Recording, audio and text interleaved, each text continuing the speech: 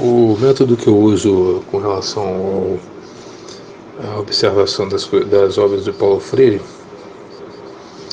é esse método esporádico, vamos dizer assim, que, que aí a partir das obras que eu for lendo, eu vou comentando na medida que eu encontrar algo que eu considerar assim um pouco estranho, né?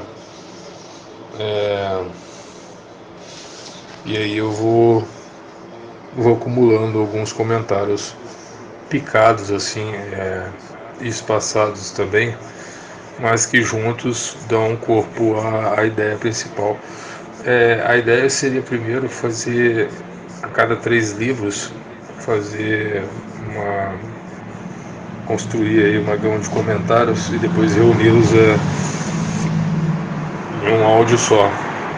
Então a primeira ideia seria ler o máximo possível e depois fazer. Depois eu vi que isso seria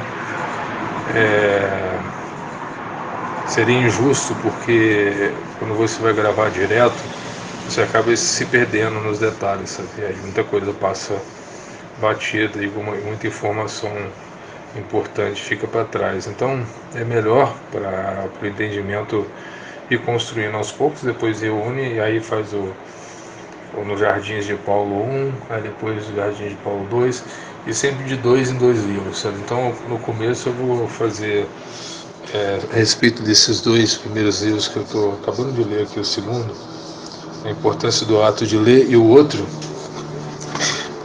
eu não lembro o nome não, peraí. Tá, Educação.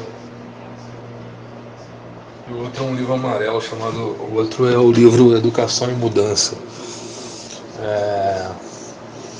Então, de acordo que eu for desbravando aí essas fantásticas, entre aspas, obras, eu vou mostrando a minha opinião, o que eu tenho observado. É legal que esse aqui do. Quem diria, né? Esse aqui do. Esse aqui da importância do ato de ler, você tem aqui um exemplo também, ó. Isso recomendação aos professores, hein? E também aos alunos. Então, na medida que eles vão aprendendo, entre aspas, a se alfabetizar, né, eles vão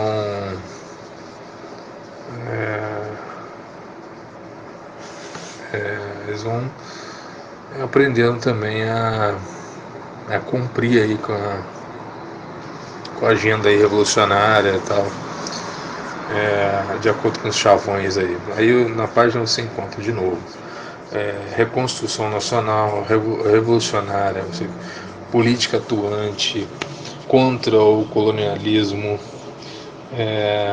as classes dominantes, luta de libertação, sociedade. Aí você vem aqui, o sacrifício da nossa luta contra o colonialismo seria inútil se a nossa independência significasse apenas a substituição dos colonialistas por uma minoria privilegiada nacional. Então, isso que eu desperto com relação à covardia é com relação justamente a isso, essa colocação aí de perseguição, generalizando todo tipo de. Aí não importa nem se o cara é bom, se o cara é filantrópico, se o cara ajuda, se o cara contribui para o aumento da riqueza do país, qualquer coisa nesse aspecto, se ele conquistou por conta própria ou não, não importa, você tem que ser massacrado e tem que ser expurgado entendeu? Porque na visão dele a educação é uma ferramenta política, e essa ferramenta política está subordinada à classe dominante, e está subordinada à classe dominante, aquele que aprende e tem condições, vamos dizer, precárias, está subordinado a essa autoridade da classe dominante, que na verdade ele quer inverter isso e quer colocar lá, como diria Mao Tse Tung, a ditadura democrática, né? Ele quer fazer a ditadura democrática, mas ele não diz isso com todas as letras, nem poderia dizê-lo.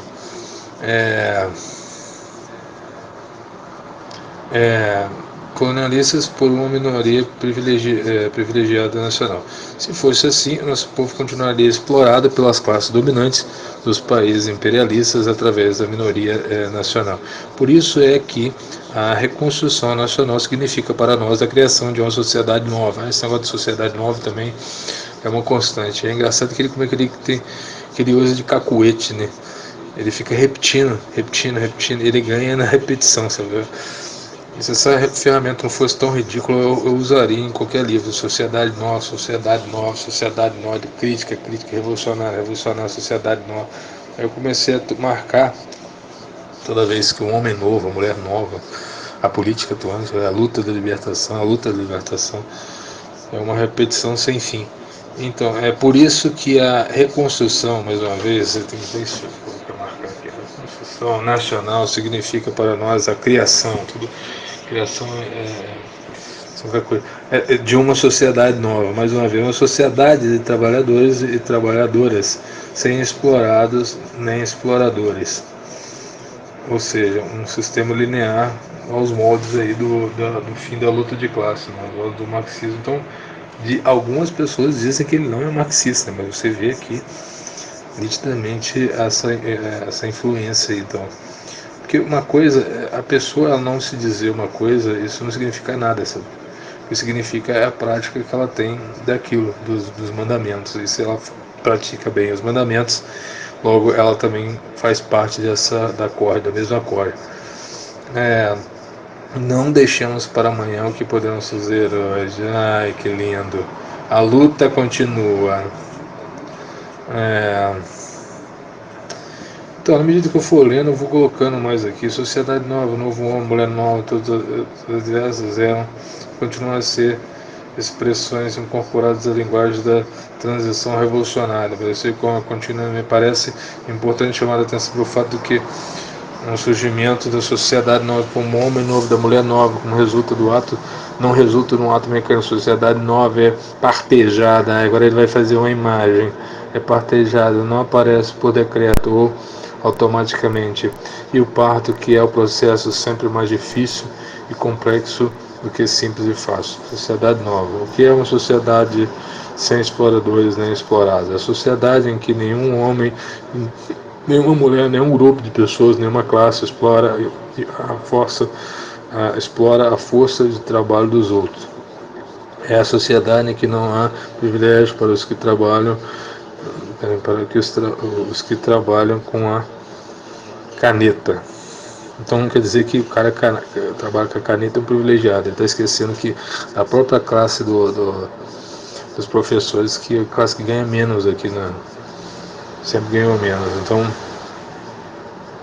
é a sociedade que nenhum homem, nenhuma mulher, nenhum grupo de pessoas, nenhuma classe explora a força de trabalho dos outros. Isso aí eu já disse, né? É a sociedade em que não há privilégio para os que trabalham com a caneta e só obrigações para os que trabalham com as mãos, nas roças e nas fábricas. Ele fez um comentário uma vez, eu não sei em que ponto que está, que tem essa implicância, né? Que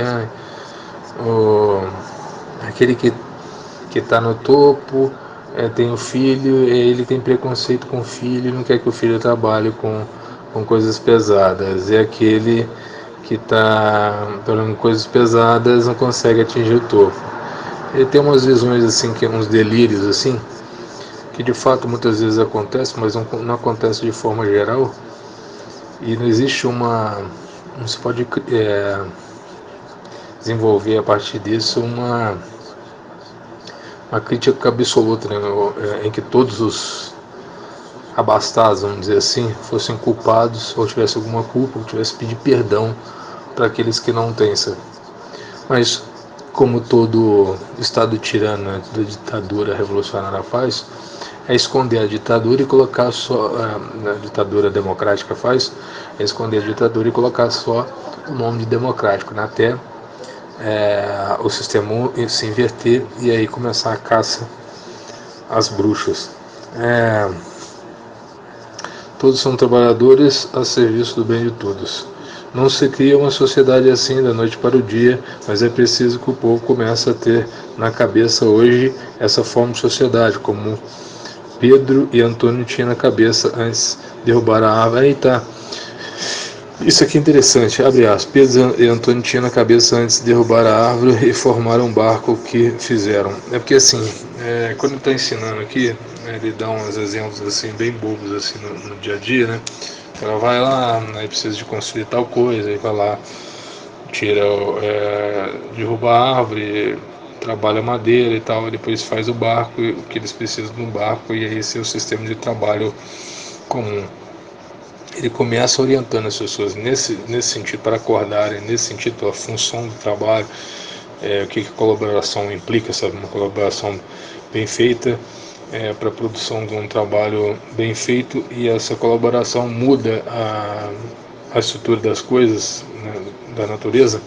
Da mesma forma, ele quer fazer essa mudança política. Então, ele começa incutindo essas ideias simples e mínimas, e ele vai evoluindo de acordo com o tempo para aquele que está aprendendo saber ficar atento assim, e no caso dele, assim, na visão dele, né, poder reivindicar as suas coisas. Pá, pá, pá, pá, pá, pá. O que não está errado não, mas é muita malícia, né, cara? A gente ficar induzindo, né? Tira a liberdade do próprio aluno. Eles chamam isso de autonomia, mas isso nada mais é do que uma tirania. Como é que é? Estás a recordar-te de como Pedro e Antônio fizeram o barco? Derrubaram a árvore, desbastaram a árvore, cortaram o seu tronco em pedaços ou touros. Com os pedaços fizeram as tábuas, e com as tábuas fizeram o barco. Mas antes mesmo de derrubar a árvore, Pedro e Antônio já tinham na cabeça a forma do barco e iam fazer, e já sabia para onde iam, para que iam fazer o barco. Pedro e Antônio transformaram a natureza, é o que eu acabei de falar. Para fazer a sociedade nova precisamos, aí sim, ele volta no assunto, né? Aí vai falar, a gente vai usar isso, e aí a gente vai amadurecer a ideia deles, e aí a partir de então, aí completa aqui. Para fazer a sociedade nova, precisamos também trabalhar, precisamos de transformar a sociedade velha que ainda temos. É mais fácil, sem dúvida, fazer um barco do que criar uma nova sociedade. Mas, se Pedro e Antônio fizeram o barco, o povo de São Tomé e Príncipe, com a unidade de disciplina, trabalho e vigilância, criará uma nova sociedade com a sua vanguarda. Agora, abre aspas, MLSTP. Essa MLSTP é tipo um grupo revolucionário que tinha lá não sei se tem, né? Mas pelo menos tinha lá, é uma sigla de um grupo de libertadores lá, né? Assim como tinha lá assim como teve aqui no Brasil, né? Esses grupos revolucionários, inclusive que a Dilma parece que participou aí. Movimento de Libertação de São Tomé do Príncipe. E várias siglas aí. Então, quer dizer, fica claro a sua militância política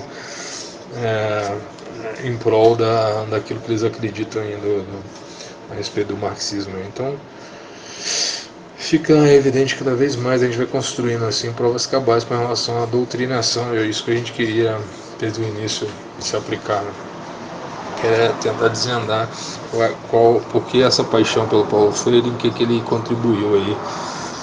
Eu torno a dizer que no Brasil ele fez um trabalho semelhante ao do Gramsci, assim, mudando a mentalidade através dessa mentalidade revolucionária.